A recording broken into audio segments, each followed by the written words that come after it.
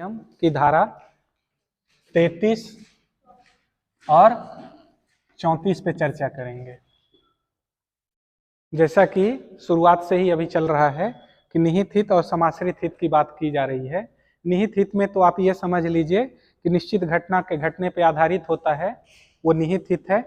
अभी जो 33 और 34 एक तरह से आपका समाश्रित हित के बारे में कहता है। समाश्रित हित किसके संबंध में होता है? कोई घटना घटने या ना घटने पे आपको कोई इंटरेस्ट प्राप्त होना है, कोई हित मिलना है, उसे समाश्रित हित कहेंगे। और समाश्रित हित कोई घटना घटे या ना घटे, दो कंडीशन हो सकती है। पहला कि समय स्पेसिफाई नहीं है, समय विनिर्दिष्ट नहीं है, वैसी कंडीशन हो सकती है। वैसी कंडीशन 33 बताता है कि जब समय विनिर्दिष्ट नहीं है। और 34 जब समय विनिर्दिष्ट है। ठीक है, दो कंडीशन हो सकती है। जब समय बताया गया है कि कितने समय में आपको उस शर्त का पालन करना है, और उस समय में अगर आप पालन कर देते हैं तो यह माना जाएगा कि उस शर्त का पालन कर दिया गया। या फिर ऐसा कंडीशन हो सकता है कि समय विनिर्दिष्ट नहीं है, ऐसे कंडीशन में आपको कब उसका पालन करना पड़ेगा, मतलब यह बताया गया है आपको 33 में। 33 के अंतर्गत यह बताया गया है कि ऐसे हित जो किसी शर्त पे निर्भर करते हैं कि वो शर्त का पालन किया जाए, दोनों जगह शर्त है, चाहे यहां चाहे वहां। एक जगह समय स्पेसिफाई नहीं है और एक जगह स्पेसिफाई है। जब समय स्पेसिफाई नहीं है वैसा कंडीशन 33 बताता है। और यह कहा गया है कि जब समय स्पेसिफाई नहीं किया गया है, समय विनिर्दिष्ट नहीं किया गया है, ऐसे कंडीशन में किसी व्यक्ति को अगर पालन करना है और वह व्यक्ति उस पालन को असंभव बना देता है, कैसा कर देता है? असंभव बना देता है। जिस व्यक्ति को पालन करना है शर्त का, वह पालन को असंभव बना देता है, तो यह कहा जाएगा वह शर्त की पूर्ति नहीं हुई। ठीक है, इसमें बहुत सुंदर एग्जाम्पल दिया है। ए जो है बाप रहता है, बी उसका नालायक बेटा रहता है, और सी उसकी एक लड़की को जानता है जो कि बहुत होनहार है।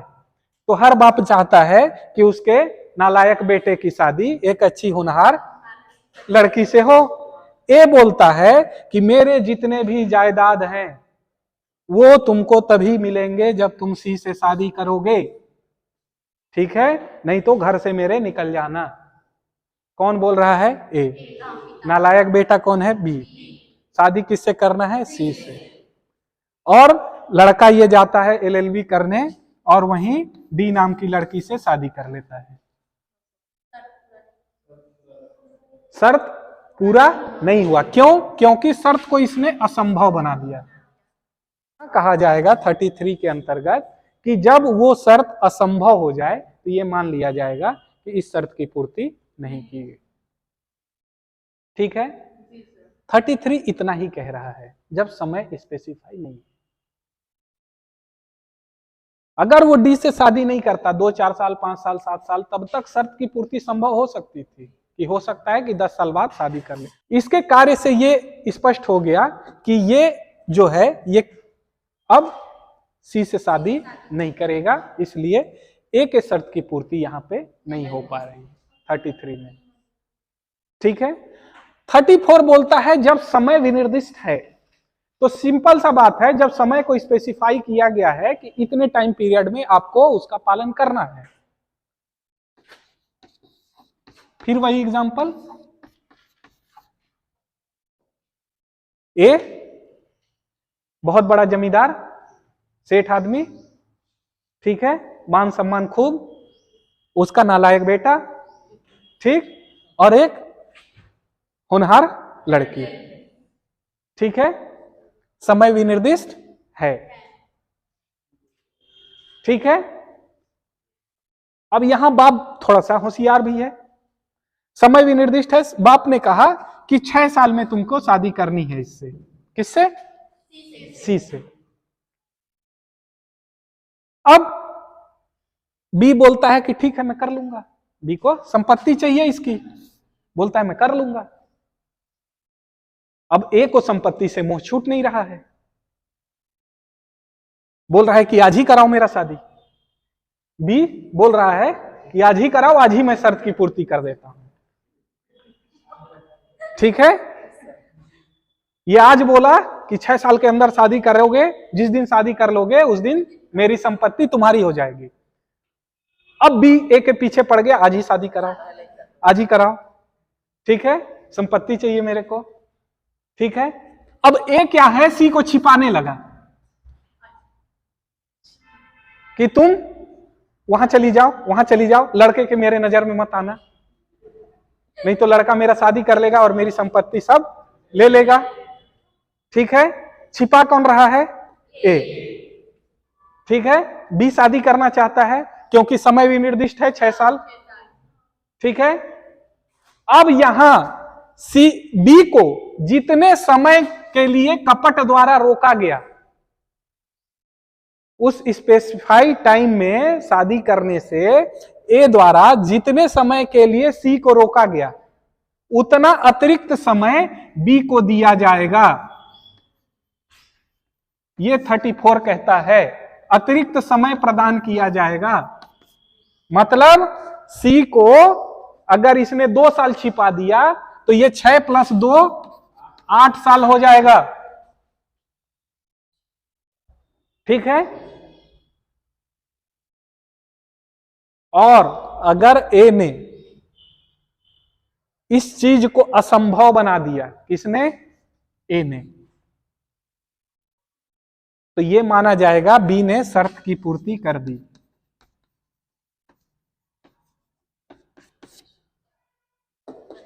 शर्त की पूर्ति किसने कर दी? बी ने। एक दिन बी सोया हुआ था और उसकी शादी करवा दिया है।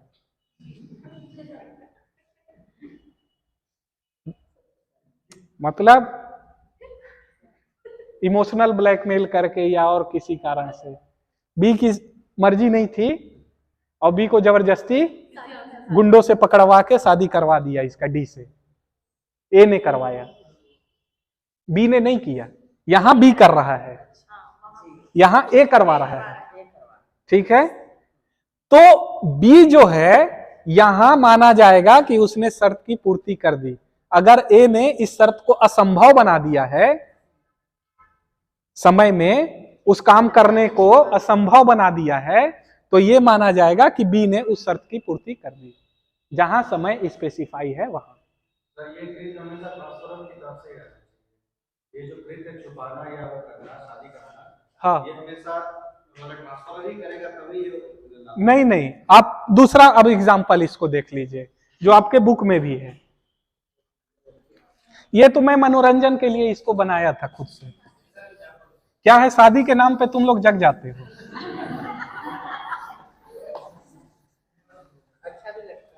हाँ लगेगा, जब तक शादी नहीं हुआ है तब तक अच्छा लगता है, हो जाएगा तब अच्छा नहीं लगेगा।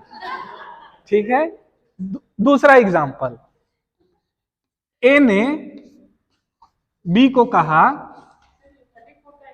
34 का जब समय स्पेसिफाई है, ए ने बी जो कि उसकी पत्नी है, ठीक है, ए बी को कहता है, ए बुढ़ा है, मरने वाला है, वसीयत लिख दिया कि मेरे बाद ये संपत्ति किसको जाएगी? मेरी पत्नी को। लेकिन पत्नी किसी भी अपवित्र स्थल पे, अपवित्र स्थल पे, ब्राह्मण परिवार का है, ये चाहता है कि किसी कसाई खाने के आसपास ये न रहे। ठीक है, किसी अपवित्र स्थल पे अगर उसकी पत्नी 3 माह तक रहती है, तो ये जो इसको संपत्ति दी गई है, ठीक है, वो संपत्ति में से पत्नी का हित समाप्त हो जाएगा। ये वसीयत के अंतर्गत ये लिखा है।